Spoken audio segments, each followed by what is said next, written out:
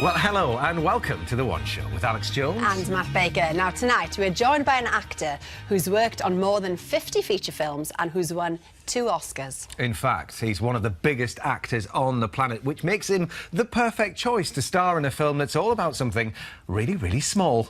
Ants. Would you like some sugar? Yeah, thanks.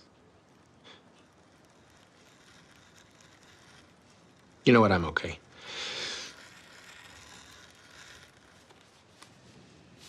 How do you make them do that? Ants can lift objects 50 times their weight. They build, farm, they cooperate with each other. Right. But how do you make them do that? Let's welcome Michael Douglas. Welcome to London. Thank you, Matt. Thanks for being with us this evening. We'll talk all about Ant-Man, which is fantastic. We've both seen it. We'll talk about that a bit later. But first of all, of course, you're married to a Welsh girl. I am. Myself. Where are you from? Well, I was born in Swansea. You were? Nia, your Well, lovely wife, Catherine Zeta. All right. Well, hopefully Catherine's watching right now. She's back at the hotel, so... Is she? It's good news, yes. Do you spend much time in Swansea, in Mumbles? We try every year. The kid... Well, who's laughing about who's laughing? I mean, It's lovely. give us a break here. I mean, the Gower, the coast, I mean, it's beautiful. Actually, every year our kids, Dylan and Karis, visit their grandparents, and they come up to Mumbles every year, and we come up for a while, too. Any Welsh? Can you speak any of the language? No, but anybody, you know, just, you know, to what I'm going to say.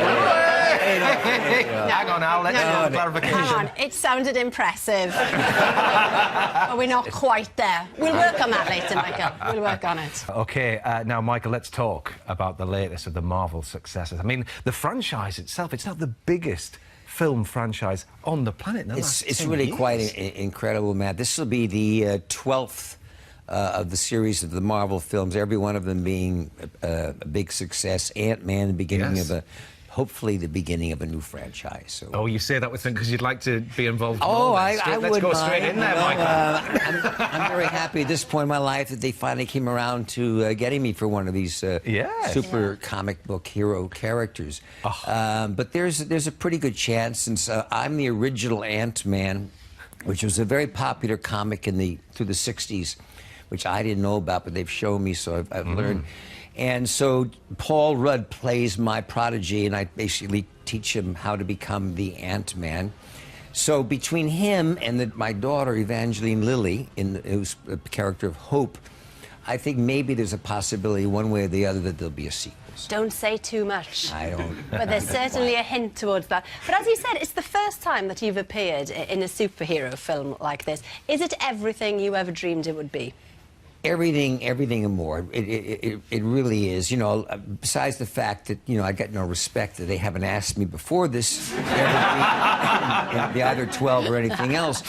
But I was, you know, my career is basically sort of contemporary movies, you know, character-driven.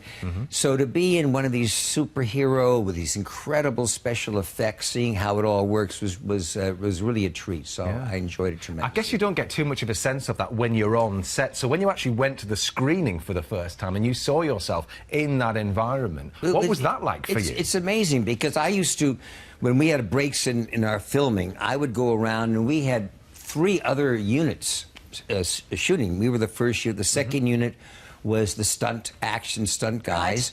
The third unit was the special effects, the green screen, all the special effects.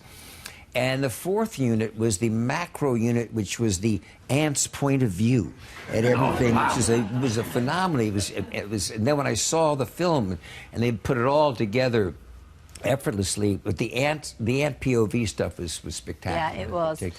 Well, let's have a taste of what you experienced when you saw the film. Great. The suit has power. This is not some cute technology like the Iron Man suit. We're doomed. When you're small, you have superhuman strength. You're like a bullet. So you need to know how to punch. You want to show me how to punch? Show me how to punch. That's how you punch. I got this. Did you think you could stop the future? You're just a thief. No.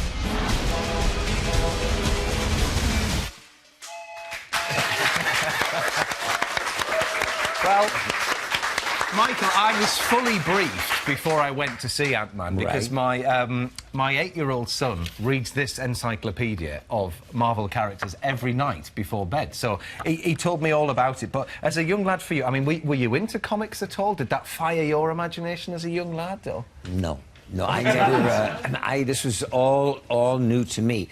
All I knew is that when the script came, my son Dylan took a look at it. He said, "Ant-Man, Marvel Comics." He said, "Dad," he was like my agent. He said, Dad, let me explain this to you. This is a whole new audience for you, all right? A whole new audience. So you got to do this. So I said, he's 14, isn't he? He's 14, so he knew all about this stuff. So I said, really, I should. Yes, I'm telling you, this is my friends. They'll know this. Your other pictures, but then of course, Dylan, he's 14 now. But over the years, I made a fair amount of R-rated pictures, which he was never able to see.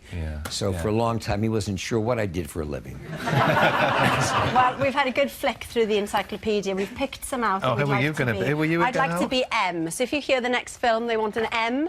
M. Yeah, okay. and Matt Well, the list just goes on. There was an and on. Iceman. There was an ice. Yes, that will do me fine. So if you This hear guy any Stan Lee news, was amazing. He was just incredible. And they talk about, well, comic book characters. But when I got the script and they gave me 2 years of the Ant-Man comics, I read through this thing about Hank Pym, who was one of the original Avengers, you know, and he was a brilliant scientist, a warrior. It was a completely very successful company that he built. And he lost his wife. I mean, there was more character background than most of the contemporary movies you get. There we go. So how does he shape up as a Michael Douglas? Well, he looks pretty good, mind you. Little work there. All right.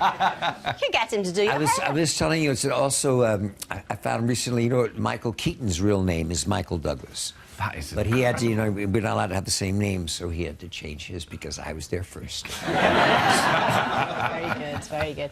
Well, as we said earlier, you've won 2 Oscars during your career. The first one was for producing One Flew Over the Cuckoo's Nest, which was given to you, the rights by your father, Kirk Douglas. Right. Then you went on to win one for Gordon Gekko in Wall Street. But when you won the Golden Globe for the same role, you celebrated in style with one of the Beatles that night, didn't you? I did. I think you're talking about George. Yeah. Yeah, I was coming out of the hotel to go to the Golden Globes, and there was George sitting there, and wow. Said, you know, such a fan of yours and everything else. We talked for a minute, and I got to go off. Went off to the Golden Globes, won the Golden Globe, and you know, by the time you go through the press and everything else, you come out, and everybody's gone home. You know, yeah. So I went back to the hotel, feeling a little pity and everything else. The phone rang. It was like about 12 o'clock at night. The phone rang. Hello, Michael. Yes, it's George. I said, George Harris. He said, yeah, hi, George. Hi. I said, me and my mate, you know, we're out here. So come by and say hi. I said, yeah, come on by. So I knock on the door. George Harrison walks in with Bob Dylan. Oh, my word. Bob Dylan has the biggest dog you have ever seen in your life. Comes on and doesn't say much, so I said, wow, I just won the thing, let's celebrate. So I get some caviar ordered up, got some caviar put out there, and I'm talking to George. I have to keep, this dog keeps walking back across it. Next thing I know, that Bob Dylan hasn't said anything. I'm talking, next thing I know, the dog smells the caviar, he goes over, he starts licking up, and I'm going, it's Bob Dylan's dog. And Bob Dylan hadn't said a word yet the whole night. And then finally he looks over, he goes, far out. He says, the dog loves caviar. Well, let's talk, if you don't mind, about Liberace and Behind the Candelabra, because I was reading that you said that for you, that role was a rebirth for you. Well, it was. You know, I'm a cancer survivor, and that came up sort of right after I kicked my first round. You know, and you just for the next 4 years you have to get tested and all of that. Yeah. But at a point when you think you're never going to work again or not sure, I'd lost, you know, I'd lost about 2.5 stone during the time, and this incredible, on a silver platter, this incredible script with Matt Damon associated, and Steve came in to me, and I just thought, wow, and I got all excited. And we got together, and then they both said, you know, we got a schedule conflict. You know, we have a schedule conflict, so we're going to have to put this off for a year. And I thought, oh, my heart went. I said, this is not going to happen. I know it's not going to happen in a year. And the truth be told, they both took a look at me, and I was just happy to be there, forgetting the fact that I looked like a skeleton. I certainly was not going to pull off Liberace. And rather than embarrass me, they took it upon themselves to say, well, postpone it for a year, you know, get your... And as a result of that, obviously, it was, I mean, with a passion, I started all my practice and my rehearsals, and I think it helped me be that much better in the But role. it was a fantastic film, which you also won an Emmy for. Brilliant, brilliant film. Thank you. Michael, it's been wonderful Thank to you. talk Yeah, to you tonight. huge Thank you so pleasure. much for your Very coming. much. Thank you. Michael Douglas. And you can see Ant-Man at cinemas from the 17th of July. What a night. Thank you. We'll be back tomorrow, and if you're in the Mumbles, pop in for a cup of tea and a biscuit. Doing the mumbles as soon as I can. There we are. The mumbles crawl. Good night. Yes, Mumbles!